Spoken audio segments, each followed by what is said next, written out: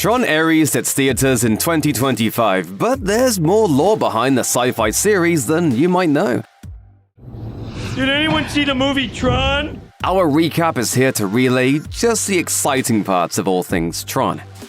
It's been 15 years since Tron Legacy hit theaters. Even when it seemed unlikely, fans of the franchise spent the time since then hoping that Disney would eventually return to the grid. That's finally happening in 2025, but with one big twist. We're not going there. They are coming here. In Tron Ares, Earth experiences the AI takeover that the previous film only hinted at. Most of the action throughout the series has taken place in the virtual world, but no one is safe in its third feature-length film. A deadly but malfunctioning program named Ares, played by Jared Leto, is sent on a mission to make contact with humankind. Through some unfortunate series of events, this seems to lead to an entire army of programs declaring war on their creators. Even though Tron Ares is different from earlier Tron media, there are still plenty of elements that tie it to its predecessors. Light cycles return, of course, as well as a signature style of disc-based combat. The protagonist of the original Tron, Kevin Flynn, even makes a reappearance, despite being presumed dead. It's unknown if this is the original version of Flynn or something else entirely that just so happens to wear his face. It's happened before, after all. It's just a feeling. Fascinating. Tron is filled to the brim with often confusing lore, so if you want to fully appreciate everything that Ares has to offer, you'll probably want to start at the beginning. In the 1970s, two lines on a dart changed the world forever. Pong introduced people across the world to the concept of the video game, with countless players becoming enthralled despite its simplicity. From there, advancements in gaming technology grew exponentially, allowing for more visual detail and even narrative elements. One person who became captivated by the potential of Pong was writer-director Steven Lisberger. He wondered what it might be like for a person to be physically transported into the virtual world. So he set up Lisberger Studios and released a test animation to show what a movie about such a thing could look like. Lisberger eventually changed course, deciding to combine live-action footage with computer-generated imagery. Disney agreed to fund the project, which was given the name Tron and released in 1982. It's one of the first films in history to utilize 3D CGI, something that most blockbusters today wouldn't be called dead without. The technique was so new and novel that the film was disqualified in the Best Visual Effects category at the Oscars, as Lisberger put it. "We did all those effects in about 7 months, which included inventing the techniques. The Academy thought we cheated by using computers." Tron has a special place in cinema history, and while it's not the biggest franchise out there, it's a cult favorite. But how do we get from throwing frisbees and riding bikes to an all-out AI invasion? It's kind of a long story, but it all starts with Kevin Flynn. The best programmer ENCOM ever saw, and he winds up playing space cowboy in some back room.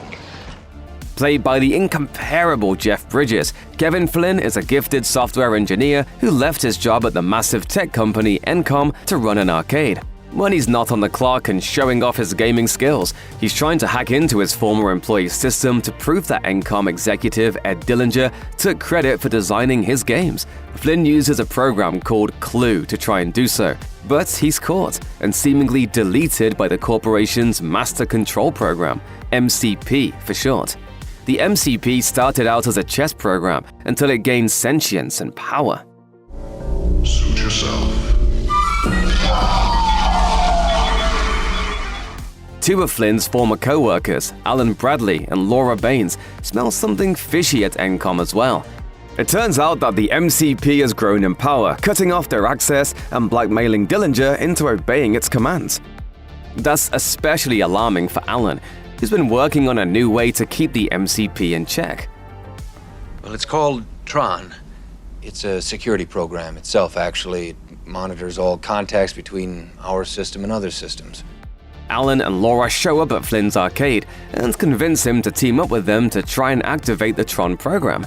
They start by breaking in the old-fashioned way, not in the virtual world, but in the real one. Flynn interfaces with the MCP, but the AI zaps him with a special digitizing laser that drags him into cyberspace before he can do anything.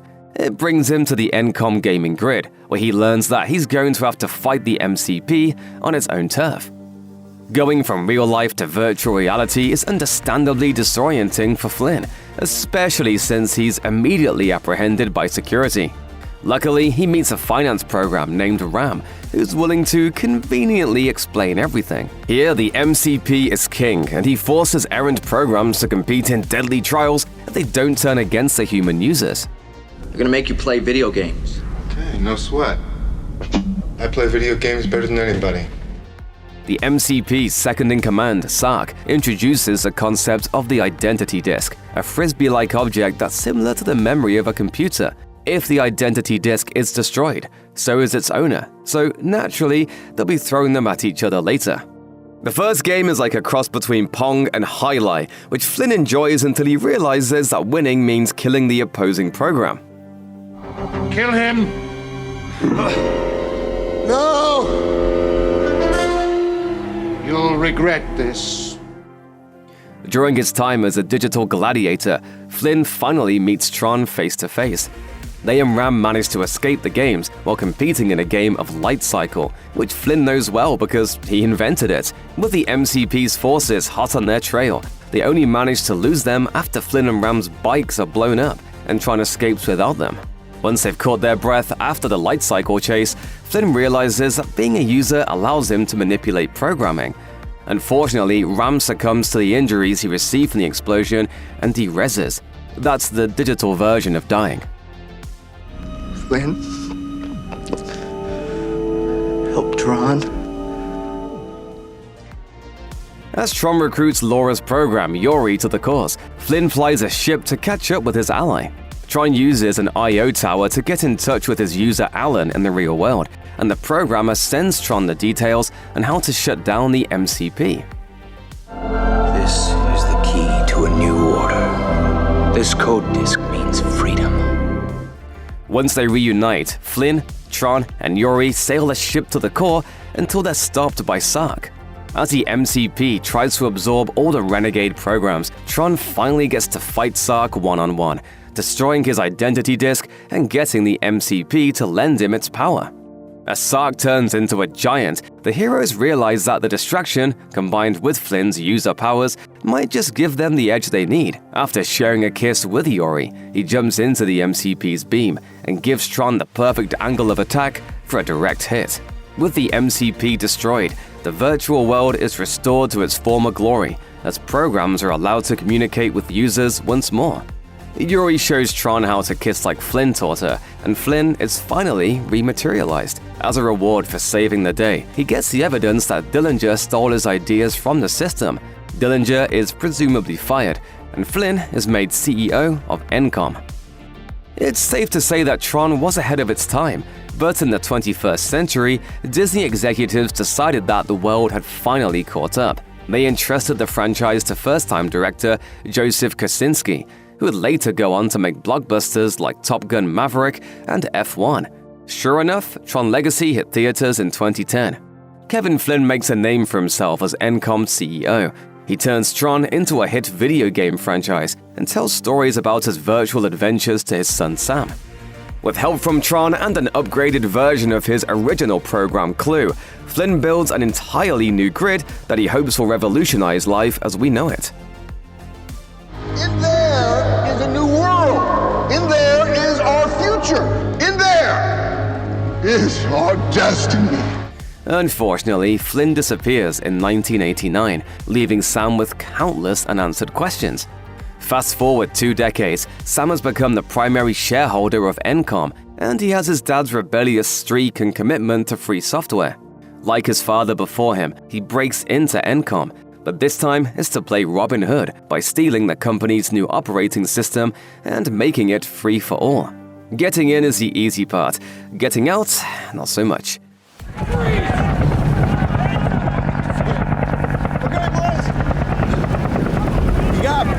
One man who also still believes in Kevin Flynn's vision is Alan Bradley, who replaced him as interim CEO after he disappeared. He shows up to bail out Sam and tell him about a strange pager message coming from the old abandoned arcade. When Sam goes to the arcade, he discovers his dad's secret office. It contains Flynn's old documents and computers, and a digitizing laser, which Sam activates. He finds himself on the new grid, which looks much more gritty and realistic than the old one. He's apprehended by law enforcement yet again, but instead of being bailed out, he's forced into the games like his father before him. He's given a special suit, an identity disc, and some rather ominous instructions. What am I supposed to do? Survive. Game 1, Disc Wars. Thousands of programs watch and cheer as Sam is made to fight a skilled AI to the death. D-Res. A mysterious orange figure watches as Sam wins multiple rounds and ends up facing a program named Rinsler in the finals. When Sam bleeds during the fight, Rinsler realizes that Sam is a user and brings him to his boss. When the boss reveals his face, Sam thinks that it's his dad at first, but in reality, it's Clue, the program created by Flynn that bears his likeness. I'm not your father, Sam. But I'm very, very happy to see you. Game 2, Light Cycles. Sam's opponents are led by Clue himself, who's apparently been wanting to kill Sam for quite some time. Just when it looks like Clue is about to deliver a fatal blow, he's stopped by a mysterious driver who rescues Sam from the games. Get in. Illegal combatant on the Get in. Sam's savior is Cora, Flynn's apprentice, who brings him to his dad, his real dad. After their heartwarming reunion, Flynn tells his son how things on the grid got so bad. When Flynn was working with Clue and Tron to remake the grid, they discovered isomorphic algorithms, naturally occurring AI life forms, the existence of which had the potential to revolutionize science and cure disease. Flynn and Tron were thrilled by the discovery, but Clue believed the ISOs were a blemish. Am I still to create the perfect system? Yeah. Clue destroyed Tron, de-resed all the ISOs, and took over the grid. The portal to the human world closed, keeping Flynn trapped until someone could open it from the other side, which is exactly what Sam did when he entered. Flynn's identity disc is the key to activating it, but they run the risk of Clue stealing it and using it to take over the other dimension. The guy doesn't dig imperfection. What's more imperfect than our world? In fact, Clue was the one who sent the page a message to Alan in the first place, as bait. Flynn wants to play it safe, and to him, playing it safe means staying put, so Clue can't do any more damage. But of course, Sam isn't having it. So he goes in search of a program named Zeus that Cora says might be able to help. Turns out that Zeus is the owner of the End of Line Club, a place where programs can kick back and relax with virtual booze. Unfortunately, he sold out Sam's location to Clue, and as Flynn and Cora head there as well, the stage is set for an epic showdown. This is going to be quite a ride. All hell breaks loose in the End of Line Club, with Cora jumping in to save Sam before having her arm bludgeoned off by one of Clue's security programs. Despite worrying about losing his disc, Flynn also shows up to protect his son. Turns out that his fear was very much founded. They make their escape, but the damage is done. Sam, you're messing with my Zen thing, man. Clue gets the disc from Zeus as the three heroes try to blitz their way to the core. Flynn reveals to Sam that Cora is the last living ISO and uses his skills to repair her. Their solar sailor is intercepted, and Clue sends in Rinsler to do the dirty work. As it turns out though, Rinsler isn't quite who he seems to be. After watching him take Cora hostage, Flynn recognizes him as Tron, reprogrammed but alive. He takes Cora to Clue, who now has everything he needs to make his final march to the portal. For at this moment, the key to the next frontier is finally in our possession! Sam fights his way through Clue's forces to retrieve his dad's disc and to rescue Cora. Flynn commandeers a ship, and the battle takes to the air as both sides make their final approach. Rinsler is in position to take a lethal shot, but after he sees Flynn's face, he remembers his original identity and purpose. I fight for the users.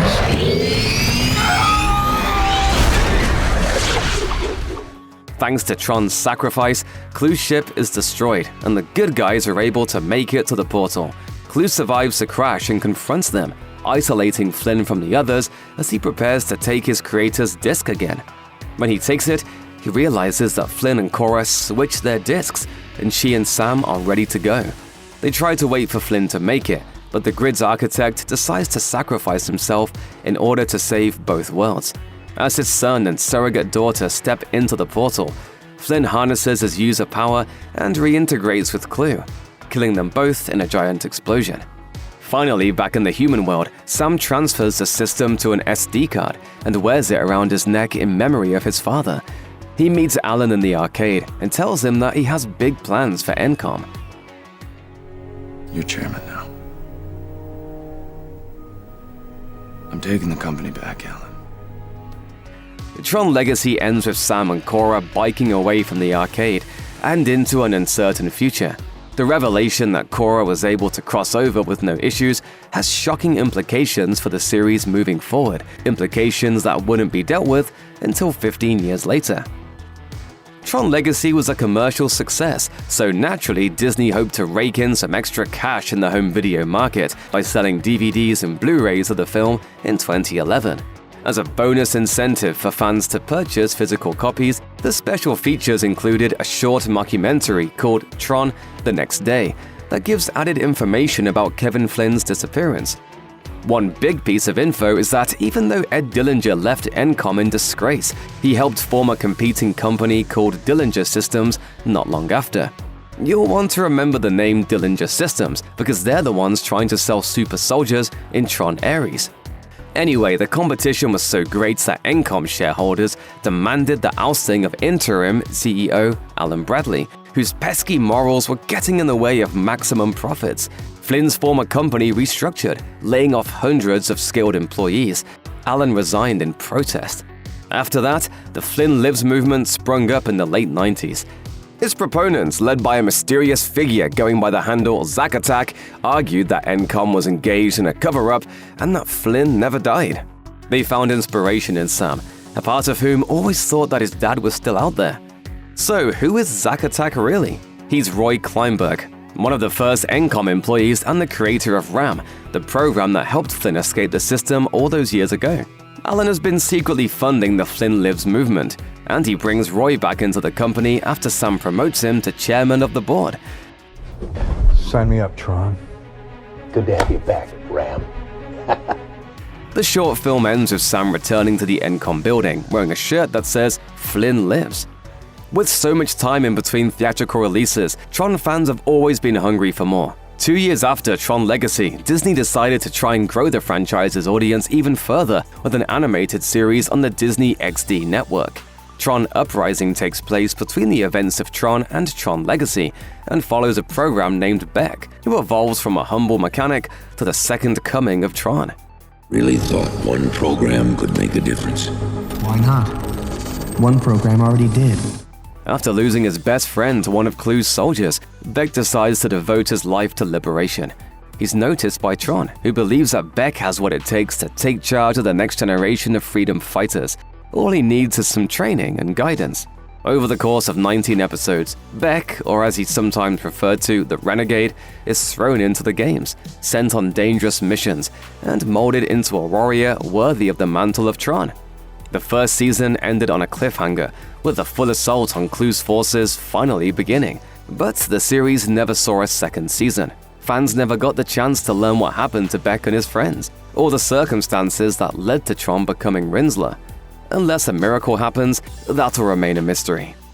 Tron is all about video games, so it always made perfect sense that it would get multiple playable tie-ins. There were 4 in 1982 alone, an arcade cabinet from Midway Games, and a trio of titles for the Intellivision home console. With these releases, players of all ages could throw discs, race bikes, and take on the MCP for themselves. Tron was pretty popular for a while, but it faded into relative obscurity over the years. The last official Tron game for a while was 1983's Discs of Tron, and outside of fan-made light cycle projects, the world would have to wait 20 years for Tron 2.0 in 2003. Acting as a sequel to the original, Tron 2.0 for PC sees players control Alan's son Jet as he takes on a computer virus.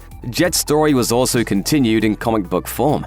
The game was well received, but it was removed from the series canon when Disney decided to make another sequel in movie form. The Tron universe even made a non-canon appearance in Kingdom Hearts 2, with Sora and his friends giving the namesake program a hand in stopping the MCP and Sark. Nice to meet you, Tron. Well, I'm Goofy.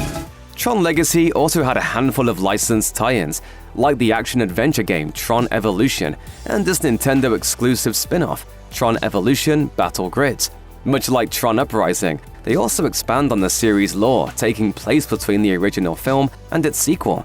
Visual elements from the franchise have also appeared in Epic Mickey, Disney Infinity, and Fortnite, none of which are part of the series' continuing storyline. In 2023, Tron expanded to the visual novel and puzzle genres with Tron Identity, in which players control the detective program Query as he investigates a mystery on the grid. The newest gaming installment in the series is 2025's Tron Catalyst, a top-down Metroidvania following a warrior named Exo who wields an ability called the Glitch. The Tron movies have always been at the forefront of CGI special effects, but visual elements are only half of the film experience. Audio is just as important as what's on screen, and the soundscapes found in the Tron franchise are famously beloved by fans. The score for the original Tron was composed by Wendy Carlos, a legendary electronic musician whose earlier film credits were A Clockwork Orange and The Shining. The rock band Journey also contributed several songs to the soundtrack. Tron Legacy needed artists of a similar caliber, and the two that they decided on definitely understood the assignment. Thomas Bangalter and Guillermo del Mem Cristo, better known as Daft Punk, crafted the sequel's pulse-pounding score. The duo even made cameos in the film during the assault on the End of Line Club. The Tron Legacy soundtrack album eventually went platinum and peaked at number 6 on the Billboard Top 200. To the disappointment of millions of fans, Daft Punk disbanded in 2021. Thankfully, Tron Ares features a different but no less killer duo, Trent Reznor and Atticus Ross, who rose to fame as the industrial rock outfit 9 Inch Nails. In recent years, the pair have transitioned largely to Hollywood work, with some of their efforts being the soundtracks for The Social Network, Soul, and Challengers, among many others. More they're usually credited by their real names on these projects, Ares marks the first time that they're scoring a film as 9 Inch Nails. It's a cinematic event for both sci-fi and music fans, something that you definitely won't want to miss.